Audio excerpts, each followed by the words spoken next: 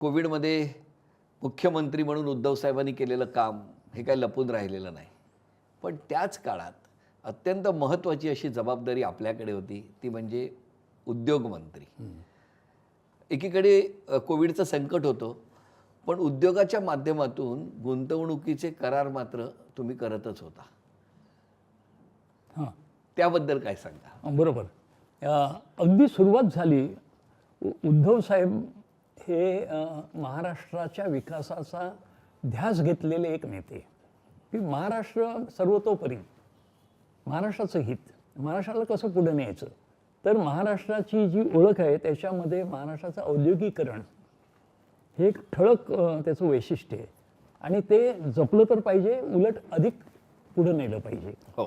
त्यामुळे उद्धव साहेबांनी काय केलं, मुख्यमंत्री झाल्यानंतर म्हणजे मुख्यमंत्रीपदाची शपथ नोव्हेंबर 2019 अखेरीस घेतली. डिसेंबर महिन्यामध्ये त्यांनी सह्याद्री अतिथीगृहावर महाराष्ट्राच्या प्रमुख, महाराष्ट्र म्हणजे ते देशाचेच, ते सगळे मुंबईतच आहेत देशाचेच हे सगळे जे प्रमुख उद्योगपती आहेत त्यांची बैठक घेतली. आणि काय अजेंडा होता, की महाराष्ट्राची प्रगती, पुढे महाराष्ट्रात औद्योगिकरण कसं वाढवायचं याच्यात तुम्ही बोला. त्याला रतन टाटा, मुकेश अंबानी, आनंद महिंद्र, निरंजन हिरानंदानी, तुम्ही कुणीही घ्या नाव, सगळे मोठे उद्योगपती होते. सगळ्यांची दिलखुलास चर्चा झाली. सगळ्यांचं एकमत झालं की महाराष्ट्राच्या हितासाठी आम्ही तुमच्या पाठीशी ठाम उभे आहोत, तुमच्या बरोबर आहोत. तुम्ही चांगल्या कल्पना ज्या ज्या आणलेल्या आहेत त्या आम्ही आता पुढे नेऊ. त्याच्यासाठी त्यांनी सगळ्यांनी मिळून अगदी चांगली ग्वाही दिली. ही सुरुवात झाली आणि त्यानंतर मग एक एक एक एक एक एक आपली प्रगतीच होत होती. आणि हे करताना मग ते कोविडचं संकट आलं. एका रात्री अचानक केंद्र सरकारने लॉकडाऊन जाहीर केलं आणि सगळे बंद करून टाका सांगितले. सगळे व्यापार, बाजारपेठा, उद्योग, कारखाने सगळे बंद. आम्ही मग इथे जेव्हा विचार करायला लागलो तेव्हा ताबडतोबीनं मुख्यमंत्र्यांकडे जाऊन हे ह्याच्यातून आता आपल्याला काहीतरी महाराष्ट्राला योग्य असं धोरण ठरवावं लागेल. आणि मग उद्धव साहेबांनी चांगलं मार्गदर्शन केलं आणि त्याच्यामध्ये आपण उद्योग सुरू ठेवायचे.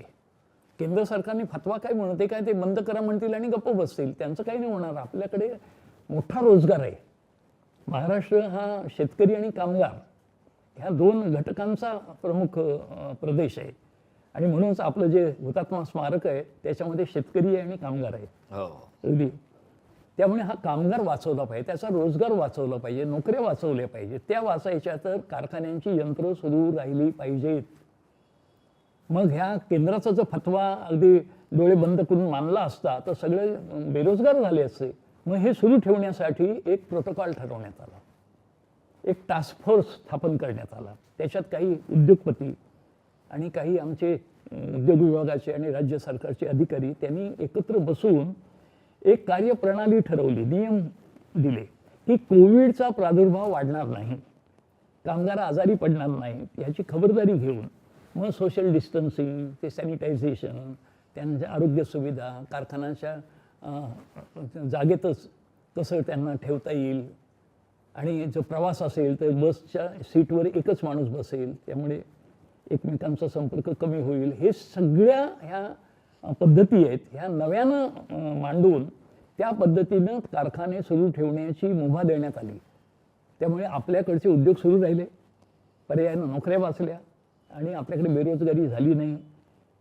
गुंतवणूक सुद्धा नवीन आली. आणि आपले ही जी काही आपण कार्यप्रणाली केली, जो प्रोटोकॉल केला तयार, त्याचं अनुकरण इतर राज्यांनी नंतर केलं. किंवा महाराष्ट्राने कसे आपले उद्योग सुरू ठेवले मग आपण करूया, नंतर केले त्यांनी. नाहीतर आधी तर केंद्राचा फतवा म्हणजे सगळे बंद. आणि ह्याच्याच बरोबरीनं नवीन गुंतवणूक आली पाहिजे, कारण प्रगती कधी थांबत नसते, ती पुढे सरकली पाहिजे. तेव्हा काही तर आपण करार करूया, ते कार्यक्रम केले. त्याच्यातला एक मोठा कार्यक्रम झाला होता की JSW, जी स्टीलची मोठी कंपनी आहे, त्याचे सज्जन जिंदाल त्या कार्यक्रमाला उपस्थित होते. आणि रायगड जिल्ह्यामध्ये 30,000 कोटीच्या गुंतवणुकीचा त्यांनी करार केला.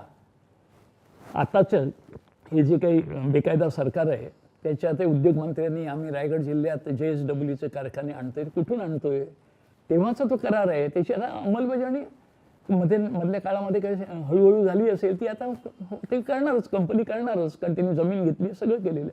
असे अनेक करार केले आणि संबंध ह्या 2.5 वर्षाच्या काळामध्ये 4 लाख कोटीची नवीन गुंतवणूक महाराष्ट्रात झाली.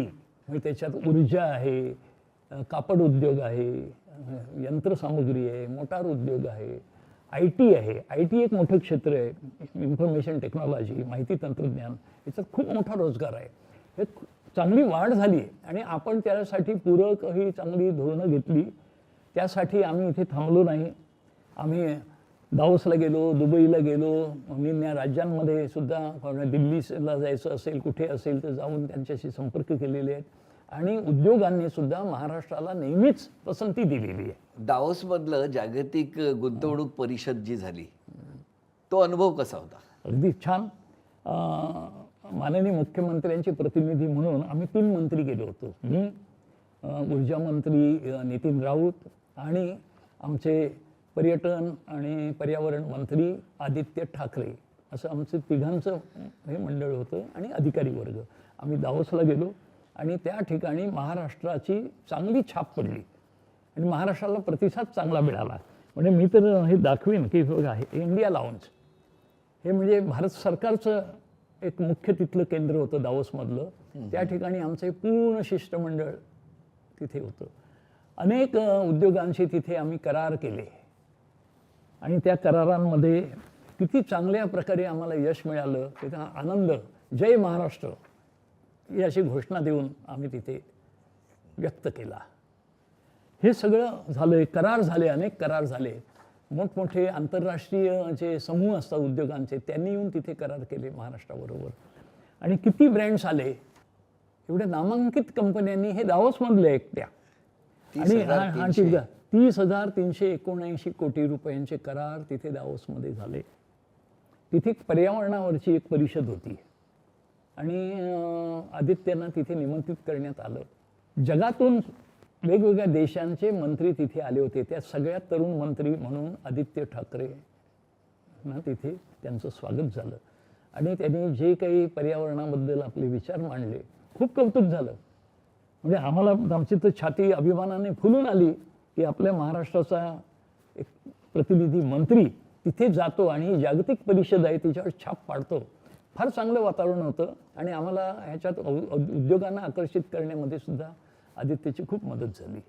इतकं सगळं करत होता, पण नंतरच्या टप्प्यात वेदांता, फॉक्सकॉन सारखे प्रकल्प महाराष्ट्राकडून गेले. काय खूप गोष्टी गेल्या महाराष्ट्राकडून. म्हणजे हे वेदांता, फॉक्सकॉन, ते जे वेदांताचे प्रमुख अनिल अग्रवाल ते दावोसमध्ये आम्हाला भेटलेले आहेत. त्यांच्यावर चर्चा झाली होती आणि त्यांनी पसंती दिली होती की महाराष्ट्रामध्ये मी यायला तयार आहे, आमच्या ज्या काही अपेक्षा आहेत त्या तुम्ही पूर्ण करता आहात, आम्ही येतोय.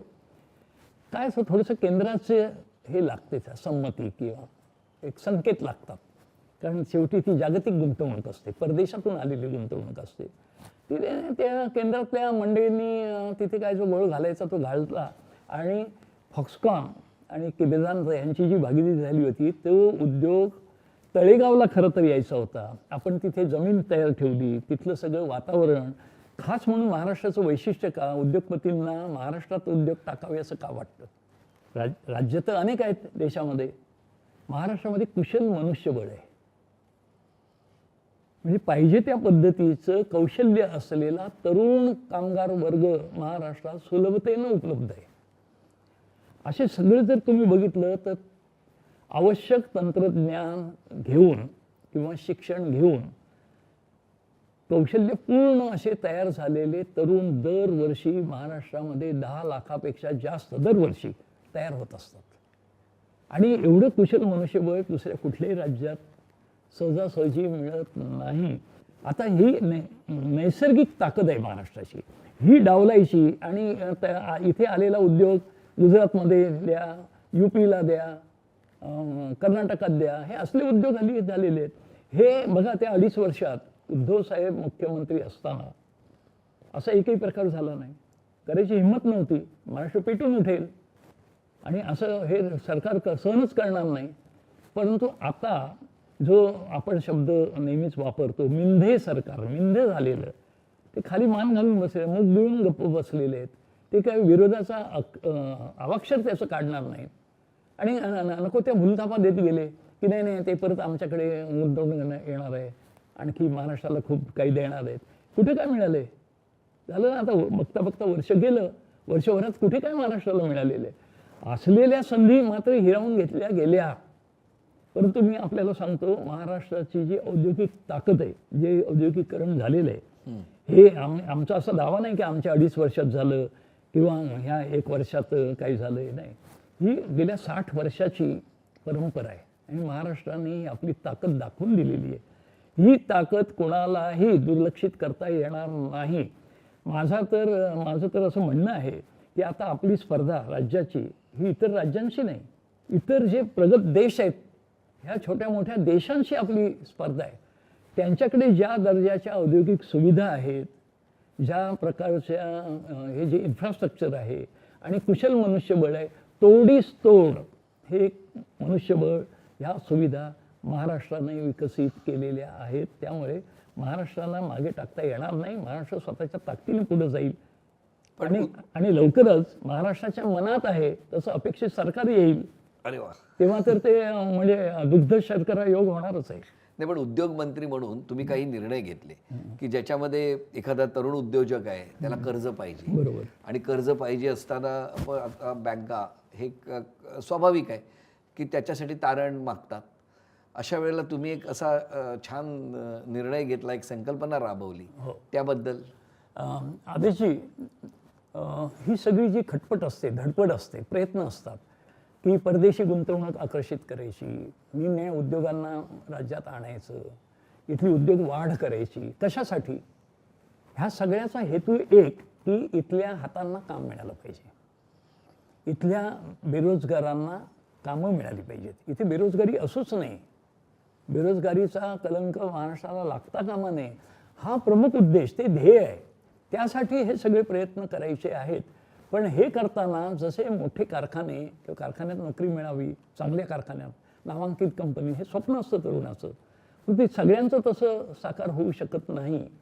मग त्याच्याबरोबरीने स्वयंरोजगार हा सुद्धा एक मार्ग आहे. स्वयंरोजगार, स्वतःचा उद्योग. म्हणजे माननीय बाळासाहेबांनी त्या काळामध्ये एक अशी कल्पना दिली होती सगळ्यांना. मार्मिकमध्ये तसं बाळासाहेबांचे हे लेखसुद्धा आले होते की आता नोकरीतून उद्योगधंद्याकडे चला, की मराठी माणसावर फक्त हे नोकरी करणारे, उद्योगामध्ये हे नाहीतच, अशा प्रकारचा एक शिक्का बसलेला होता. त्यावेळी बाळासाहेबांनी व्याख्यानं दिलेली आहेत या विषयावर, भाषणं दिलेली आहेत की नोकरीतून उद्योगधंद्याकडे. ते असं म्हणायचे की नोकरी मागणारे होऊ नका, नोकरी देणारे व्हा. अगदी बरोबर हाच संदेश घेऊन माननीय उद्धव ठाकरे हे मुख्यमंत्री असताना आम्ही मुख्यमंत्री रोजगार निर्मिती कार्यक्रम, CMEGP, chief ministers employment guarantee scheme, अशा प्रकारचं ते दिलेली कल्पना. आणि त्यात काय कल्पना आहे, जवळजवळ 800 प्रकारचे वेगवेगळे छोटे मोठे उद्योग आहेत, करता येतात, स्वतंत्र व्यवसाय करता येतात. त्यांची जंत्री दिली. चांगल्या अभ्यासू लोकांकडून ही सगळी योजना तयार करून घेतली आणि राज्यातल्या तरुणांनी गावामध्ये किंवा शहरांमध्ये आपलं स्वतःचं मार्ग शोधावा, स्वतःचा उद्योग करावा, स्वतःच्या पायावर उभं राहावं. म्हणजे तो स्वतःसाठी तर रोजगार निर्माण करीलच, पण आपल्या बरोबरीने 2, 4, 5 कामगारांना बरोबर घेईल आणि नोकऱ्या देणारच होईल आपोआपच. अशा प्रकारची योजना केली. आणि ह्या योजनेचं एक वैशिष्ट्य सांगतो की केंद्र सरकारची सुद्धा एक योजना आहे, PMEGP, पंतप्रधान रोजगार कार्यक्रम, किंवा मुद्रा. परंतु ह्याच्यामध्ये काय, मुद्रा ही तर अनेकांनी त्याचे वापर खिरापतीसाठी केला, त्याच्यात मी जात नाही. पण PMEGPचं वैशिष्ट्य असं की सरकारचे जे काही कॉन्ट्रीब्युशन असेल किंवा जे योगदान आहे ते थोडं, त्या तो जो कोण उद्योजक आहे, अर्जदार, लाभार्थी, त्याचा थोडासा फायदा, आणि ते झाल्यानंतर उरलेलं कर्ज बँक देईल. म्हणजे तुम्ही तुझा प्रकल्प घेऊन बँकेत जा आणि बँकेत घ्या. बँक अशी दाद देत नाहीत. बँकांना पहिल्यांदा शंकाच येते की हा बुडवणारच, आणि बँकर त्या नजरेने बघतो आणि मग त्याला ते खेटे मारायचे, असं चाललेलं. आम्ही ही सगळी परिस्थिती बघून हा दोष या आपल्या मुख्यमंत्री रोजगार निर्मिती कार्यक्रम महाराष्ट्राचा ह्याच्यातून हा दोष काढून टाकला आणि आम्ही सांगितलं की ह्याच्या कर्ज जे बँकेकडून मिळायची ती जबाबदारी सुद्धा शासनाचीच. त्याला असं वाऱ्यावर नाही सोडलं. म्हणजे त्याच्यामध्ये 10% निधी शासनाचे वाटा, 10% निधी हा त्याचा, 80% कर्ज बँक देईल आणि त्या बँकेच्या कर्जाला हमी राज्य सरकार असेल. त्यामुळे तारण नाही हे कारण देऊन अर्ज केल्याच्या टोपलीत टाकणं किंवा फायलीत बंदिस्त करून ठेवणं हा मार्गच आम्ही त्याच्यातून बंद केला. म्हणजे मी तुम्हाला एक सांगतो की आम्ही खादी ग्रामोद्योग मंडळ माझ्या उद्योग विभागाकडे होतं अजूनही. ह्या खादी मंडळामधून आम्ही मधाची क्रांती करायचं ठरवलं. मध गोळा करणं हा नैसर्गिकरित्या उपलब्ध होतं, परंतु तो चांगला शुद्ध मध गोळा करून तो विक्री केली तर जगाची बाजारपेठ उपलब्ध आहे, खूप मागणी आहे. आणि आपल्याकडे वन विभाग हा खूप मोठ्या प्रमाणात असल्यामुळे मधाचं उत्पन्न होतं. आम्ही एक कल्पना मांडली, मधाचं गाव. मांगर नावाचं महाबळेश्वरच्या जवळ एक गाव आहे, हे देशातलं पहिलं मधाचं गाव म्हणून घोषित झालं. त्या गावातले 90% लोकांचा रोजगार फक्त मध व्यवसाय आहे. तर अशा काही कल्पना घेऊन आणि त्यांना जर ह्या मुख्यमंत्री रोजगार निर्मिती कार्यक्रमाची जोड दिली तर मार्गसुद्धा आहे आणि मार्गावर चालणारे सुद्धा आहेत आणि त्यांना पाठिंबा देणारं शासन आहे. असं जे काही महाराष्ट्राचं एक चांगलं वैभवशाली चित्र निर्माण करण्याचं आपलं जे स्वप्न आहे त्याच्यामध्ये जरी काही आता खंड पडला असला तरी मला खात्री आहे की ह्याच्यातून महाराष्ट्र मोठा होईल. लोकशाही मराठी ऐका, पहा, जागरूक रहा.